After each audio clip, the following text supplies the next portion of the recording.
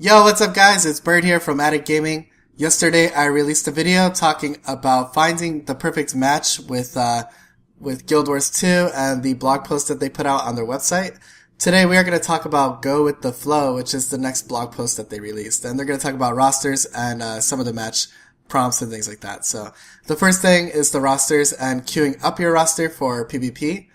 Basically, they're just simplifying it a little more and kind of simplifying the whole process. It was a little crazy before. So what they're doing is they are taking, before you would invite people to your party, and then you would invite people to PvP. Once everybody in your party confirmed, then you would submit your roster, and then it would start looking for a match.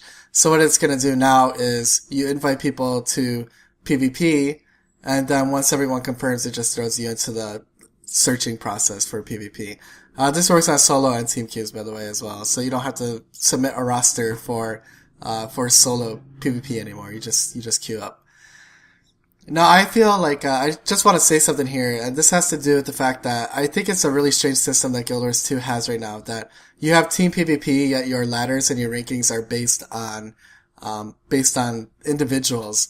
And this kind of concerns me when they are going to put the ladder in, that you're going to have a bunch of individuals on the ladder. But I would much rather have teams on the ladder, so you can judge teams by their talent, not so much by individuals. And I think it would be a much better indicator of how good teams are.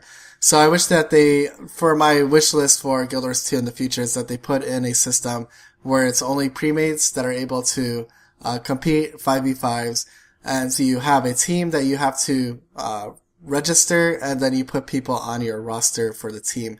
Just like almost any other competitive game that's out there in the esports scene right now. That's the way they do it, and Guild Wars 2 is very strange. I know Guild Wars 2 likes to do things differently, but just because you want to do something differently doesn't mean it's better. So hopefully they get on board with what everyone else is doing. It's a weird system, right? That they would rate people individually in a team queue. I don't know. I don't know what they're thinking, but hopefully they do something about that in the future. What I'm really worried about is the ladders, what they're going to do with the ladders. Because I'm really excited about the ladders, but if I'm going to do team queues with my guildies and then they're going to say that the ladders are individual based, then that's going to be quite disappointing for me. So for the match prompts, this is something that should have been in the game for a really long time, and there's really no excuse for it because it's been around forever. It's been in League of Legends for the longest time. When the match pops up, instead of saying go now or wait, and then it'll throw you into the match, when the match is ready and they have paired people up to fight you, there will be a match ready prompts that pops up, and you have to click ready, and everyone has to click ready, and once everyone clicks ready, then the match will begin, and they'll throw everybody into the match. That way, they can be much harsher on people who click ready and then go into the game and then AFK or ends up quitting.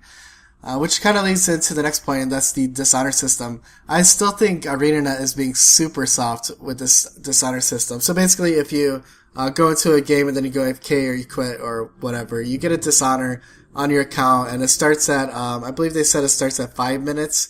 It's like a 5-minute suspension from playing any PvP. And then I think the more Dishonor you get, the longer you have to wait. But, I mean, 5 minutes, come on. In World of Warcraft and Battlegrounds, which didn't matter nearly as much as a team queue would, if you would leave the game or AFK, you would get a Dishonor debuff of 25 minutes every single time.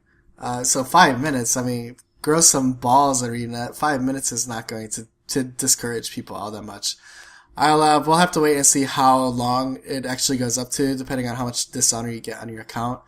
But 5 minutes isn't going to deter anybody from ending up just rage quitting from their game. The last part is actually the map voting when you queue up. Now that you're gonna be able to vote on which map you play, and it's not the map that gets the most votes. Basically, what happens is, say Battle of Kylo receives 6 votes, and Legacy of Hellfire receives 2 votes, and then what's another map? Temple of Silent Storm receives 2 votes. It'll do a weighted roll. So there's a 60% chance that it'll be Battle of Kylo, 20% Legacy of Hellfire, 10%, or 20% Legacy of Hellfire, 20% Temple of Silent Storm. So that's pretty cool. I like that idea. Definitely give the control to the players for which maps they play. I'm just hoping that it doesn't come down to one map gets just kind of super popular with the people, and that's all you're playing. It's kind of like D-Dust 2 in Counter-Strike, where that's like the only map you play because that's the only map people want to play. So hopefully hopefully players want to play all the maps, not just kind of focusing on one all the time. Anyway, those are the updates for this blog post. Not too much. They're really nice additions. The match ready being, having to say that you're ready before the match actually begins. And, the Dishonor system is good, but at the same time, the punishment is way too low. So those are good changes. And, the rosters, it's kind of streamlining it a little bit more. So anyway, I hope you guys enjoyed this video. If you did, please like and subscribe, and make sure you guys are leaving your comments and questions down below, and I will get back to you. Thanks for watching.